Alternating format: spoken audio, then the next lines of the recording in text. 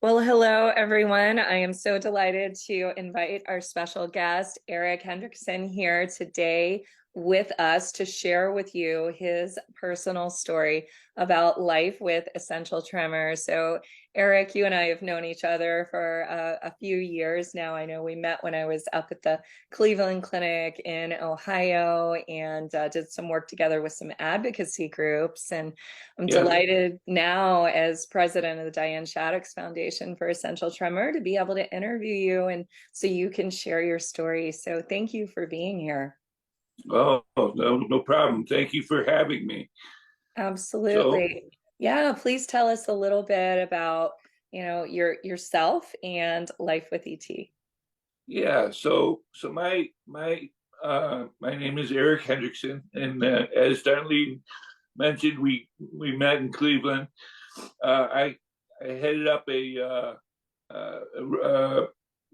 support group that basically tried to get the information out to anybody that was willing to listen, what ET was and what how you could deal with it on a day-to-day basis, because so many people don't even know they have ET. They start by going to neurosurgeons, which was my journey. My journey started probably 25 years ago. Um, I I started shaking, my hands were shaking, and my grandmother had Parkinson's. Now there's no direct connection between Parkinson's and essential tremor, other than they're in the same family. They're different from each other, but I didn't know that at the time. So I wanted to go get checked out by a neurosurgeon, and it and I had a good neurosurgeon, but he really didn't explain what ET was. He just said, yeah, it's something that everybody has a little bit of, and some people it comes out more in their hands and in their head shaking than others. And he gave me propranolol, which is a very common drug. Not it's used for treating ET, but it's not a cure. It's not designed for ET. There's really no drug yet designed for ET, and that's what we're hoping that your research will, uncover someday. Uh, they're, um, so I lived with that for a while, and then one day, I don't know what caused this. This is probably 10 years ago. I was poking around on the internet, and I found the International Essential Tremor Foundation, and there was a boatload of information on their website, and they mentioned about movement disorders doctors. I didn't know that they even existed. So I looked at the Cleveland Clinic, which is my wife works for the Cleveland Clinic, and it's a really good organization. They had movement disorders specialists, so I went to see a movement disorder specialist, and he checked me out, did the typical tests. There's like a spiral test where you have to keep your pencil in the lines, pouring cups of water, uh, clicking your fingers in your hands. He did all the typical tests that help to determine whether or not I have essential tremor or Parkinson's. Mm-hmm. So he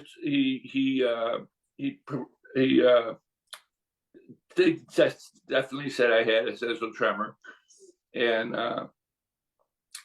he gave me, on top of the propranolol, primidone. Yeah. So that I was taking both of them. He said each one treats a different portion of the essential tremor. I don't know the details behind all of it, but that worked for a while. That took away my tremor. For the problem is there's side effects. Yeah, that's true. I had side effects, and I gained some weight, and there's just a bunch of, that's not important, but there are side effects. You have to take them long enough for them to work. And then as you get older, you find that you kind of reached a plateau where you're not going to get any better. And your essential tremor is getting worse. And I got to a point where I couldn't write, I couldn't eat soup. I love to eat soup, and I couldn't eat soup without spilling it all over the place. Yeah. I couldn't use my phone, anything. It was like a touchpad where I had to touch with my fingers. I had problems with. Right. What else? Writing. But I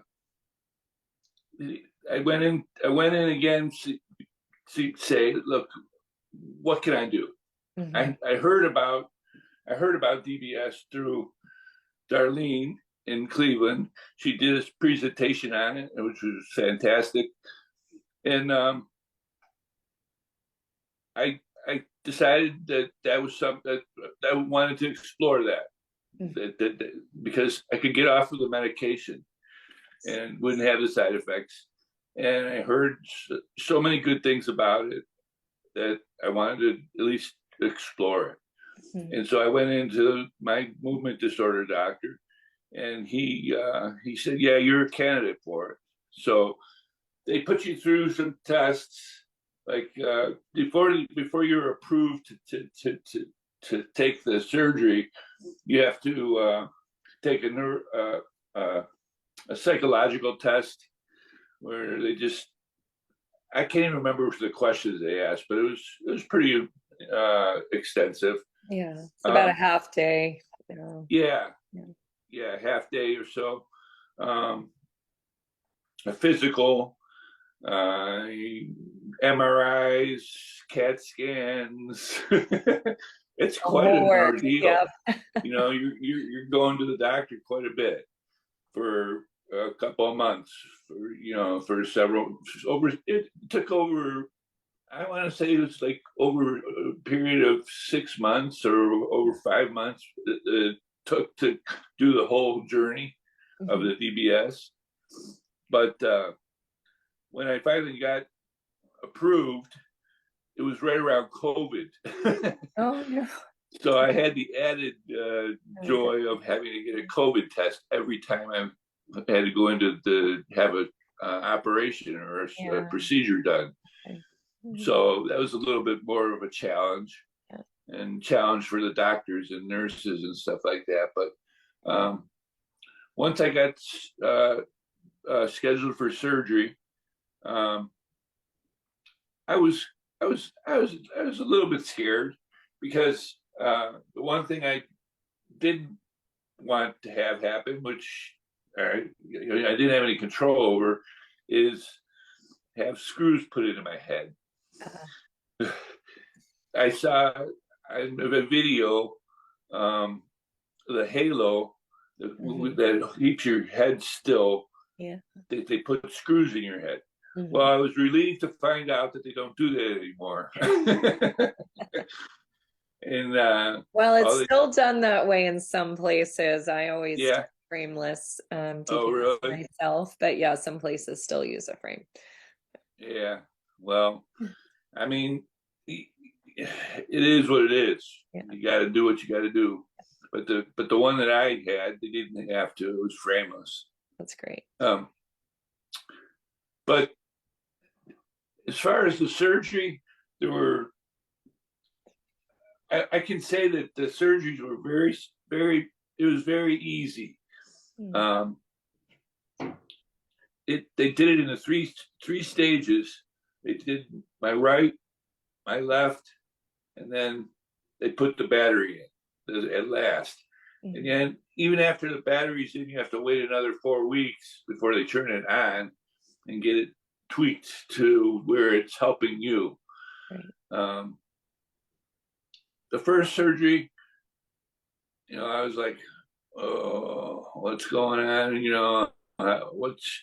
It just everything happened really fast. Sure.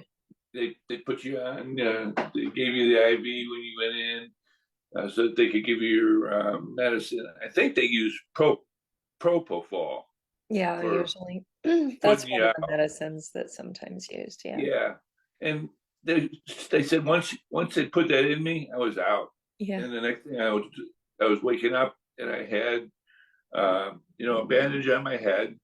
Mm. It wasn't terrible. I didn't have a lot of pain.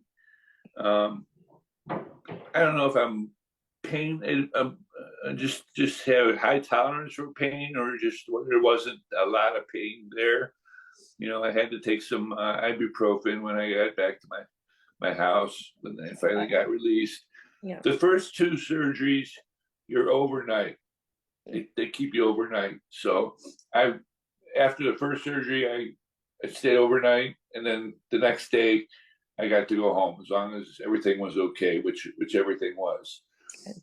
And then thankfully my wife was able to help me take care of my wound, Yeah. because you do have a little bit of a wound, and she was very helpful in that regards. And then the second surgery, same thing, overnight, and same thing. It's just on the other side. And then the last surgery was an outpatient. That was putting the battery pack in and hooking it up.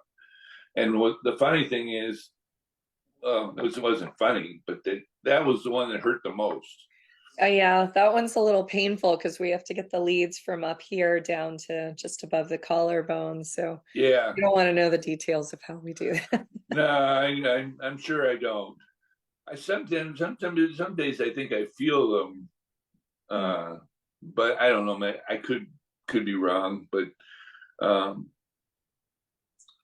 so then after the battery pack was in, I had to wait 4-6 weeks or something like that, and they turned it on. And when they turned it on, it was like, oh my God, this is great. So good, so good. Yeah. What'd you notice first when they turned it on? Like what was instantly my hands were better. So good. During the procedure, they had me do things, like write my name or whatever, to make sure that they were getting to the right point. Yes. And getting the right spot. Yeah. And they'd pull on my arms and stuff like that. I remember some of that. Well, you remember a lot. Yeah, we do. We wake you up in the middle just to make sure the lead's in the right spot. But sometimes people don't remember too much of that because of the medicine before and afterwards. Oh, I remember all of it. Okay. All right. Yeah, that was cool. I remember waking up and then going back to sleep again, and then waking up for the final time to get out. Okay. But there's really nothing to be afraid of. It's the doctors take good care of you, and mine at least were fantastic.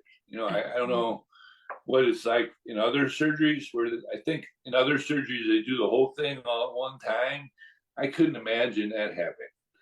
That would be like a pain nightmare. That's a lot of surgery to do at once. It can be done that way in certain instances, but generally we don't do that. We like to stage it. So but I'm glad that you had such a positive response. That's amazing. And so what are you able to do now that you've had the DBS that you really notice a difference? I know you mentioned a number of things you were struggling with before, like eating soup and writing, but what has made the biggest impact in your life, Eric? What would you say? The biggest impact is probably eating. Okay. I love soup. Yeah. And I couldn't eat soup. I tried the heavy spoon. There's this goofy contraption that is supposedly designed for people that have, a tremor, and it didn't work very well. The only thing it would work with is broth. Everything else got caught in it. So, but eating soup, eating things off my plate, that and probably using my computer and my like my iPad or my phone with Yeah. my thumbs. Yeah. Okay. Those two things are primarily, and then secondary would be like handwriting. Okay. All I right. couldn't write my name legibly at all Yeah. before I had the surgery. Now I can write pretty legibly. It's not completely gone. I still have a little bit. I would say it's like 95%, you know. That's amazing. Yeah. So I mean, DBS often helps about 90%, but 95%, that's amazing. Um, are you still on meds or have you been able to no, taper off of the meds? So no I'm meds. off meds. Oh, I'm okay. off those meds anyway. So good. So I good. was collection of other things that complicated things for doctors because of interactions with other drugs. They might not have been able to put me on stuff like that. So, Right. but I am not taking any propranolol or primidone anymore. Okay. All right. Well, that's wonderful. Well, I'm so glad to see you doing so well. And I know you are a huge advocate for those with I am. essential tremor and love all that you do there. I loved partnering with you. Before in that, Eric, let me ask you, what is something that you would like people to know, maybe just to either increase ET awareness? So somebody that doesn't know a lot about essential tremor, what would you want to tell them? Well, I would want them to know that it's not something that we can control. Mm, It's not something that we did that caused it. yeah. Um, and you know, it's not something that we we like to have. It's like um, it's something we live with, and the funny things that we do to live with it is just, you know, it's how we get by. Mm, Um, I've heard, I haven't been there hasn't been any negative things said to me or things done to me, but I've heard through, you know, our support group that we had in Cleveland about people being mistaken for alcoholics, yeah. you know, because they're shaking. Right. And people have to understand that people with ET don't have control over this, Right. you know, and there's no cure for it. It's all we can do is treat the symptoms. Um, and not yet there isn't a cure, but Right. We're working on it. DBS is as close to the cure as possible right now. Yeah. But um, yeah, that's Okay. what I'd like people to know. It's Um, something that we have to live with on a day-to-day. It's something we live with on a day-to-day basis, and we didn't ask for it. yeah.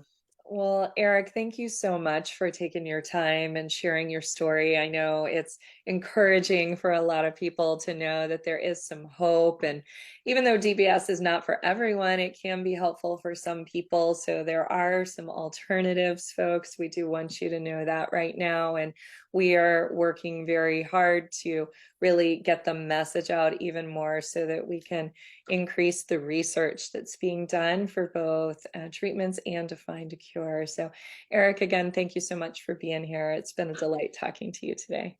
Okay, thank you for having me.